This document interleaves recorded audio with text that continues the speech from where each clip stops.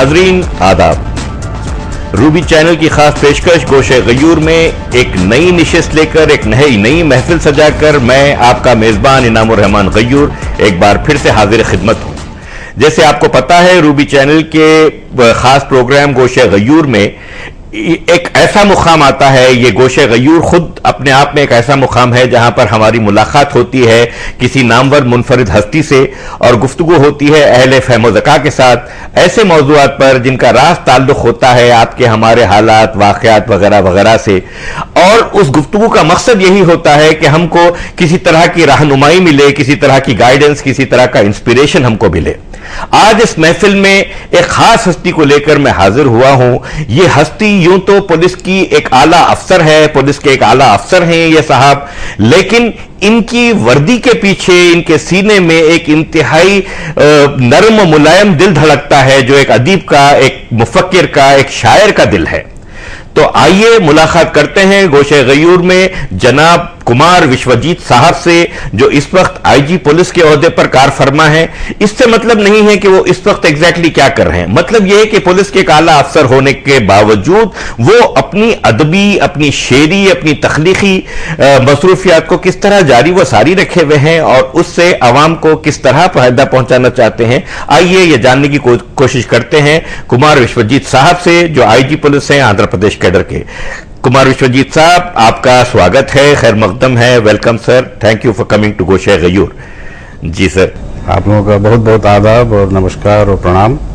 जी sir, तो आप Andhra Pradesh cadre को अलॉट हुए सर आईपीएस करने के बाद, कोई खास वजह थी कि आपने आंध्र प्रदेश को ऑप्ट किया या जो है बस यूं ही हो गया? ये जिस समय हम लोग एग्ज़ाम दिया करते थे उस समय ये यूं ही हुआ करता था। उस समय ऐसा था कि ऑल इंडिया सर्विस में कुछ कड़े रूल थे और उस समय एक कार्डर अलॉट किया जाता था, तो आपको अपनी पोजीशन के हिसाब से जो भी कार्डर मिलता था उसी में जाना होता था। तो ये बात ज़रूर थी कि जब मिला था तो उस समय खुशी हुई थी, क्योंकि उस समय भी और आज भी जो है ये एक जाना माना कार्डर है। जी सर, जी बेशक, बहुत सही कहा आपने।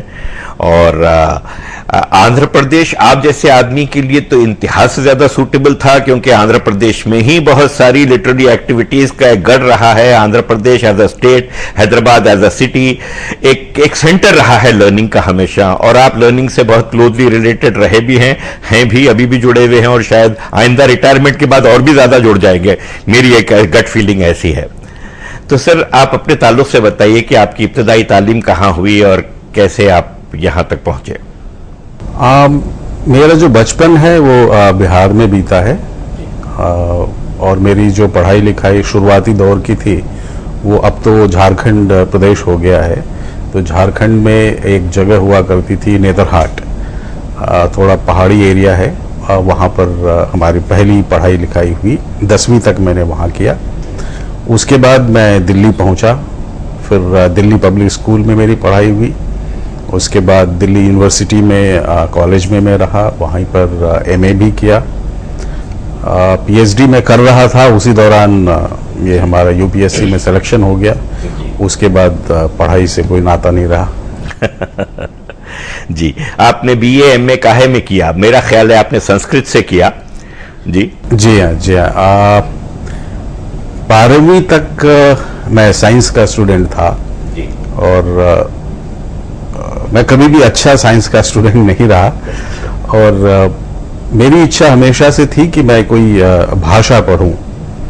तो इंसिडेंटली मेरे पिताजी जो थे वो अंग्रेजी भाषा के थे, वो लेक्चरर थे, प्रिंसिपल होकर रिटायर हुए। तो उन्होंने मुझे सजेशन दिया कि आप इंग्लिश लो, लेकिन पता नहीं, मेरी इच्छा थी कि मैं कोई ऐसी भाषा पढूं जो सब भाषाओं की जननी हो। तो उसकी वजह से मैं संस्कृत की ओर मुड़ा, और ग्रेजुएशन में मैंने संस्कृत लिया, फिर एमए भी संस्कृत से किया। लेकिन पीएचडी करते करते रुक गए आप, क्योंकि इधर आईपीएस में सेलेक्ट हो गए और इस तरफ आ जाना पड़ा। जी हाँ, मैं 1-1.5 साल कर चुका था ऑलरेडी, पीएचडी में इनरोल्ड था जी। और मैंने उस समय भारत देश में शैव दर्शन पे मैं लिख रहा था, जो मेरा सब्जेक्ट था। शैव दर्शन जरा समझा के बोलेंगे हमारे नाजरीन के लिए आप? ये भारत के अगर हम पुरानी प्राचीन परंपराओं को देखेंगे तो कई प्रकार के जो है दर्शन जो है फिलॉसफी डेवलप हुई थी। सो उसमें से एक जो है एक शैव दर्शन जो कि कश्मीर से शुरू हुआ था और भारत देश में काफी फैला था, लेकिन अगर आप देखें कुल मिला के तो इस पे थोड़ा बहुत ही कम काम हुआ है आज तक। तो वो देखते हुए मैंने ये सोचा था कि इस पे कुछ काम करूंगा और मैंने शुरुआत तो कर दी थी, लेकिन वो पूरा नहीं हो पाया। तो आंध्र प्रदेश आप कब आए? 1994 बैच का हूं मैं और समहाउ शुरुआती दौर में थोड़े से कुछ घपले हो गए थे, तो मैं कुछ दिनों के लिए दिल्ली में था और यहाँ मैं आया था 1997 में। 1997 में मैं यहाँ आ गया था। मैंने महसूस किया कि आप आंध्र प्रदेश को आपने ऑप्ट किया या आपको आंध्र प्रदेश अलॉट हुआ, लेकिन यहाँ आने के बाद जैसे जरूरत भी होती है आपने यहाँ की लोकल जबान भी बहुत जल्दी कैच कर ली। तेलुगु भी बड़ी उम्दा बोलते हैं, बड़ी नफीस बोलते हैं आप। मेहनत लगी आपको तेलुगु सीखने में? हाँ, मेहनत थोड़ी बहुत लगी थी और मुझे आसानी हुई तेलुगु सीखने में। उसका कारण ये है कि संस्कृत का बैकग्राउंड होने से बहुत सही, और ये संस्कृत के का जो भी ग्रामर है वो और तेलुगु के ग्रामर में लगभग 80% की समानता है। और भाषा भी जो है, अगर हम तेलुगु को देखें जो खास करके आंध्र तेलुगु एरिया का है, तो उसमें जो है संस्कृत के शब्द जो हैं वो काफी मात्रा में हैं। इनफैक्ट 60-70% शब्द आप अपने आप जानते हैं, तो उसके कारण मेरे को थोड़ी ज्यादा आसानी हुई। मैं आपको बहैसियत एक अदीब के देखता हूं, आपको बहैसियत एक शायर के देखता हूं। आपकी रुचि शायरी की तरफ कैसे हुई? क्या कॉलेज के जमाने से या उससे पहले? मैं थोड़ा बहुत गाने का काम जो है, या आप कहिए, या गाने में जो मेरी रुचि थी ये बचपन से ही थी। स्कूलों में भी मैं गाया करता था और उसी समय ये जो संगीत और गीत है इससे थोड़ा मेरा ताल्लुक रहा और मैंने कुछ सीखा भी। 5 सालों तक मैं शास्त्रीय संगीत मैंने सीखा। तो तब धीरे धीरे पहले तो क्लासिकल मैं सीखता था, लेकिन क्लासिकल जो है वो आज के ज़माने में उतना ज़्यादा जो है पॉपुलर नहीं होता है। ये देखते हुए मैं सेमी क्लासिकल की ओर बढ़ा। जब मैं सेमी क्लासिकल की ओर बढ़ा तब ये गज़ल जो है मेरे उसमें आया, मेरे दरमियान में आया और फिर मैं इसकी तरफ इंटरेस्टेड हो गया। स्कूल के दौरान तो नहीं, लेकिन कॉलेज में आने के बाद गज़ल की ओर जो है मेरा झुकाव काफ़ी ज़्यादा हो गया था। और आपने बाकायदा तौर पर गज़ल गाई या स्टेज पर गाए और रिकॉर्डिंग भी कराई आपने? कॉलेज के दौरान मैंने काफ़ी प्रोग्राम दिए हैं, स्टेजों पे दिए हैं, और कॉलेज के खुद भी यूनिवर्सिटी के प्रोग्राम्स या फिर बाकी जगह की यूनिवर्सिटियों में भी प्रोग्राम्स होते थे। जैसे हम लोग अपनी टीम लेके मुंबई गए, चेन्नई गए और काफ़ी जगहों पे हमारे प्रोग्राम्स हुआ करते थे। और दिल्ली में बहुत से प्रोग्राम जो इसके गज़लों के हुआ करते थे उसमें हम लोग पार्टिसिपेट करते थे और मैं बाकायदा जाता था वहाँ पे और गाता भी था। खूब खूब खूब। तो दिल्ली यूनिवर्सिटी की उर्दू वालों से बड़ा गहरा संबंध रहा होगा आपका? जी हाँ, ये इंटरेस्टिंग वाकया है कि मैं संस्कृत में होते हुए भी, और जो उर्दू सोसाइटी थी जिसमें कॉलेज में था, किरोड़ीमल कॉलेज में, तो वहाँ पे उर्दू सोसाइटी थी एक। Kirorimal college, Delhi university, Delhi. जी, वहाँ के पढ़े हुए हैं आप? वहाँ से आपने ग्रेजुएशन भी किया, एमए भी किया? जी। तो वहाँ की उर्दू एसोसिएशन?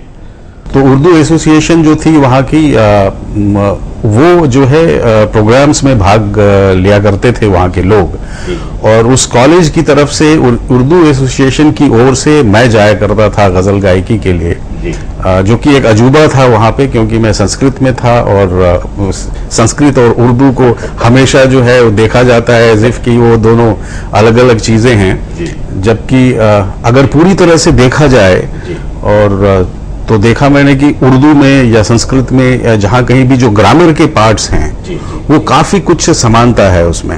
बेशक। और हिंदी में तो खैर है ही, बहुत कुछ है। इनफैक्ट जो उर्दू बोली जाती है उसमें अगर बहुत से शब्द जो हैं आज भी हिंदी में भी उर्दू के शब्द हैं और उर्दू में भी हिंदी के शब्द मिले हुए हैं। बेशक बेशक है ऐसा। आपने उर्दू संस्कृत की जब बात की तो मुझे जस्टिस कज्जू साहब याद आते हैं। वो भी इस समानता की बड़ी बड़ी शब्दोमत से बात करते हैं, बड़ी गहराई से इसके बारे में बात करते हैं और बोलते हैं जब हम ये कारवाने उर्दू लेके चलते हैं तो कारवाने संस्कृत भी हमारे साथ है और ये वो जबानें हैं जो खास तौर पर यहां के अवाम के लिए क्रिएट की गई और उन जबानों को जानना जरूरी है लोगों का। तो वो अपनी जो पूरी इंटरेस्ट दिखाते हैं उर्दू लैंग्वेज में, तो वो ये कहते हैं कि उसकी बेस चूंकि संस्कृत की है और संस्कृत एक बड़ा रिच स्टोर हाउस है नॉलेज का। हाँ, चाहे वो लिटरेरी बोलिए, चाहे सेक्युलर नॉलेज बोलिए, किसी तरह की नॉलेज बोलिए, तो इसलिए उसकी पॉपुलैरिटी के ऊपर वर्क करना चाहिए, वो उसकी अहमियत को देते हैं। तो आपसे भी यही ख्याल सुनने को मिल रहे हैं माशाल्लाह। तो आप कॉलेज के प्रोग्राम में उर्दू गजलें गाते थे और कंपटीशन जीता करते थे, तो किन को गाते थे आप? मैं अधिकतर जो है मेहदी हसन साहब को गाया करता था। अच्छा जी। और शायरों में कलाम किसका? शायरों में तो एक से एक हैं जिनका जो मुझे पसंद है। वैसे सबसे ज्यादा पसंद तो गालिब साहब हैं। अच्छा, उसके बाद मीर हैं और जौक हैं, बहुत हैं जितने भी।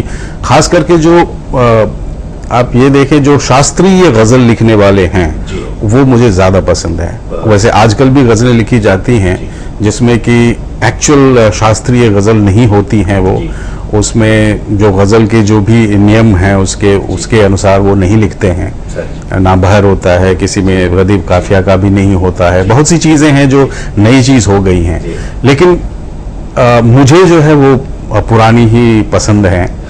और खास करके जो गालिब की जो चीजें हैं, जो उनका डेप्थ है, जो उन्होंने एक लाइन में या दो लाइन में या एक शेर में जो वो कह जाते हैं इतनी बड़ी बात, वो बहुत मुझे उम्दा लगता है। और इसलिए उर्दू और संस्कृत दोनों मुझे पसंद है, क्योंकि जैसे संस्कृत में एक श्लोक मैं पढ़ता हूँ उसमें भी डीप थॉट होता है और काफी बारीकी से, बहुत गहराई से बात कही जाती है। ठीक उसी तरह से जो पुराने जो शेर व शायरी हैं उसमें हालांकि ये एक विवाद का विषय होता है, हमेशा जो है इसके ऊपर डिबेट होता है कि गजल जो है ये सिर्फ जो आपको प्रेम और ये हुस्न और इश्क और आशिक और इसके लिए ही होता है। लेकिन इसके बावजूद भी जो उन चीजों के बीच बीच में जो शेर कहे गए हैं जो कि लाइफ से रिलेटेड है, जीवन से रिलेटेड है, वो सोसाइटी से रिलेटेड है। और वही नहीं, आप देखिए बहादुर शाह जफर साहब ही थे जो उन्होंने जो लिखे शेर लिखे जो पूरी जीवन की दास्तान बताते हैं और वो गहराई से बात करते हैं। तो इस दोनों ही भाषाओं में, दोनों ही लैंग्वेज में जो है ये गहराई जो है ये बहुत ही उम्दा है। बहुत सही।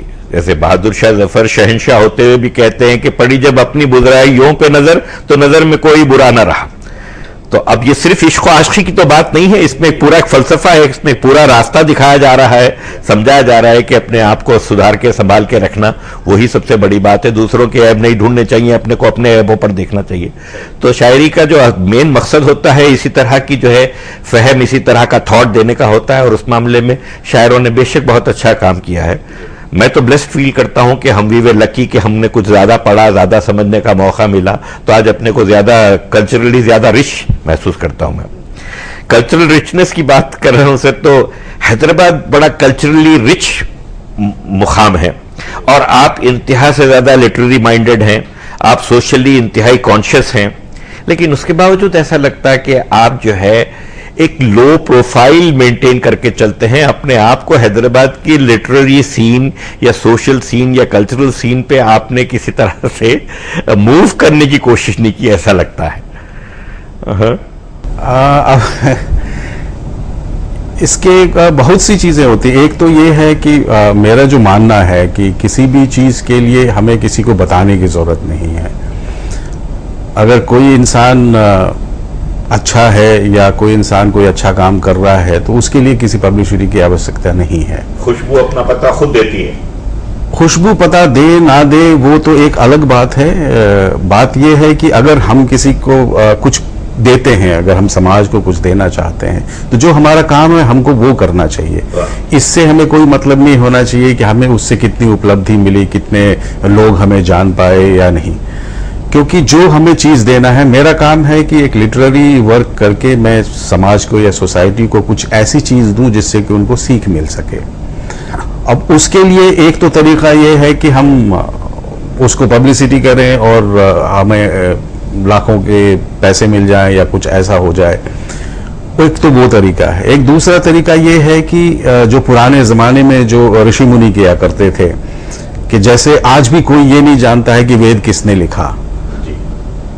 अगर उनको इतनी इच्छा होती तो वो अपना नाम लिखते कि मैंने लिखा है या उसने लिखा है, लेकिन उन्होंने ये कहा कि कोई वो ज्ञान जो है ये, इसके लिए हमें खुद को बेचने की जरूरत नहीं है, ये तो देने की ही चीज है, ये सबको देना चाहिए। तो उस दृष्टिकोण से मैं चलता हूं, इसलिए मैं ज्यादा इसके बारे में बातें नहीं करता, ज्यादा कहता नहीं।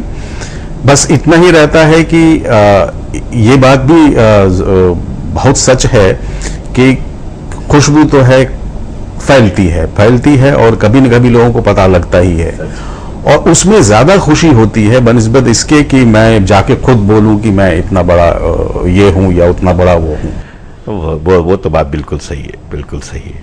आप किन सब्जेक्ट्स पर लिखते हैं, क्या क्या लिखा आपने?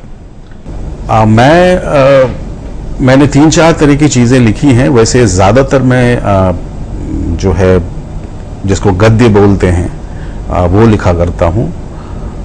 मतलब कविताएं कम लिखता हूं, शेर व शायरी कम करता हूं। ज्यादातर मैं लिखता हूं कहानियां या उपन्यास या इस तरह की चीजें मैं लिखा करता हूं।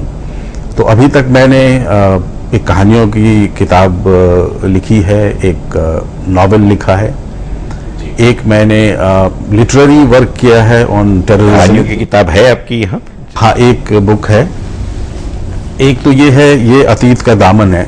अतीत का दामन, जी जी जी, ये तो इसका टाइटल है जी। और इसमें 11 कहानियां हैं जो कि समाज से रिलेटेड हैं। हाँ। सारी की सारी सामाजिक स्टोरीज हैं जी। और काफी ये एक्लेम्ड हुए हैं, लोगों ने इसे पसंद किया है। अच्छा जी। और इसी तरह से एक नॉवेल है अनसिला वस्त्र। अनसिला वस्त्र, जी, वो किस सब्जेक्ट पर है? अनसिला वस्त्र इस तरह से देखिए कि इंसानियत पे है वो। जी, अच्छा। वो एक ऐसे व्यक्ति की कहानी है जो कि इंसानियत को धर्म मानता है अपना, जी, और कुछ भी नहीं।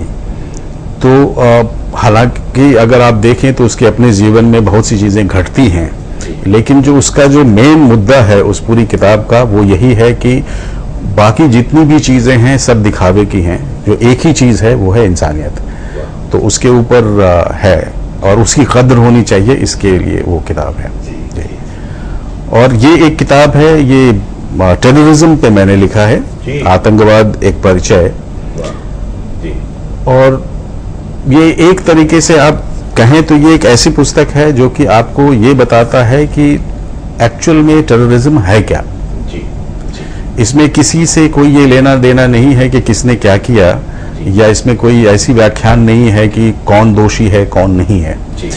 ये एक पुस्तक है जो आपको पूरे विश्व में कब से टेररिज्म की शुरुआत हुई, कब ये टेरर शब्द आया, तब से लेकर के आज तक की पूरी दास्तान इसमें लिखी हुई है।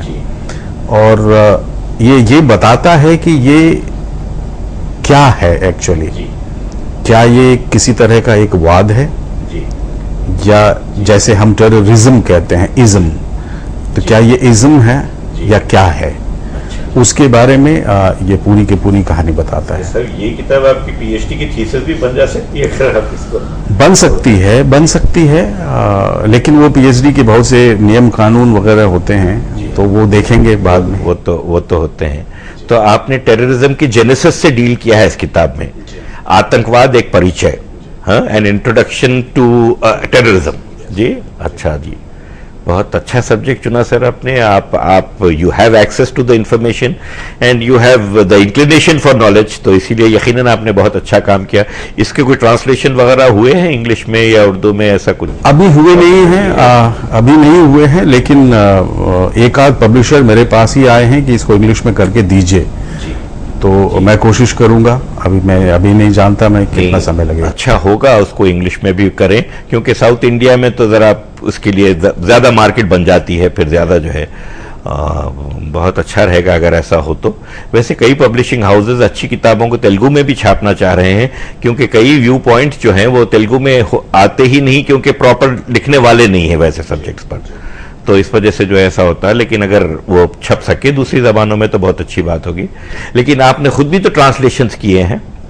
जी, मैं इंग्लिश से हिंदी करता रहा हूं। अच्छा। अभी हिंदी से इंग्लिश अभी नहीं किया है कभी भी, लेकिन कोशिश करूंगा। मेरी कोशिश है कि मैं कम से कम एक ये जो किताब है इसको इंग्लिश में करूं। हाँ, इंग्लिश से हिंदी मैंने 3-4 किताबें की हैं। जी, कौन सी है वो?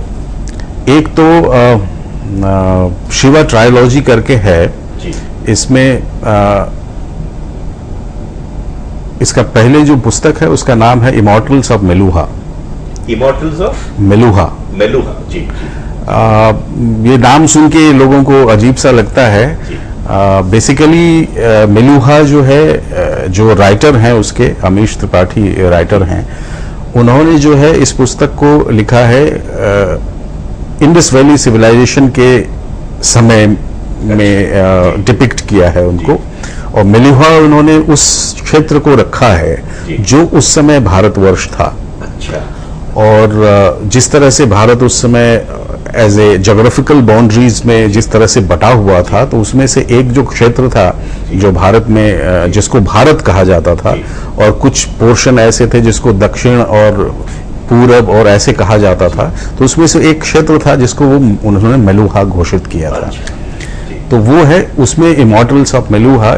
उसमें इन्होंने एक इमेजिनेशन किया है कि अगर लॉर्ड शिवा, जो भगवान शिव हैं, अगर वो गॉड नहीं होते और अगर वो एक ह्यूमन बीइंग होते, तो फिर अपने कर्मों से वो कैसे गॉडली हो जाते या गॉड बन जाते, इसका डिपिक्शन है इस कहानी में। तो ये शिवा ट्रायोलॉजी 3 किताबें हैं। सो पहली पुस्तक उनकी थी इमॉर्टल्स ऑफ मेलुहा, जिसका मैंने हिंदी में तर्जुमा किया था या अनुवाद किया था। दूसरी किताब है उनकी सीक्रेट्स ऑफ नागाज, उसका भी मैंने हिंदी किया है। और इसकी तीसरी किताब भी आ गई है, ओथ ऑफ वायुपुत्रास। अभी तक उन्होंने हमसे अप्रोच नहीं किया है, मुझे नहीं पता इस बार मैं करूंगा या नहीं करूंगा। इसके अलावा एक और बुक मैंने की है जो एक न्यूट्रिशनिस्ट के द्वारा लिखी गई है। रुजुता दिवेकर हैं मुंबई की। उन्होंने एक किताब लिखी है women and the weight loss tamasha. ये वुमेन के ओवरऑल हेल्थ के ऊपर है, उसका मैंने हिंदी में अनुवाद किया है। आपसे बड़ी इंटरेस्टिंग गुफ्तगू हो रही है कुमार विश्वजीत साहब। वक्त हो चला है एक छोटे से वक्फे का। एक ब्रेक लेकर हम गुफ्तगू का सिलसिला फिर से जारी रखते हैं, तो नाजरीन कहीं जाइएगा नहीं। कुमार विश्वजीत साहब IPS IG पुलिस से हमारी बड़ी दिलचस्प गुफ्तगू हो रही है, बहुत मालूमाती गुफ्तगू हो रही है। हम एक छोटे से वक्फे के बाद अभी हाजिर होते हैं, और इस यकीन के साथ कि आप कहीं जाएंगे नहीं।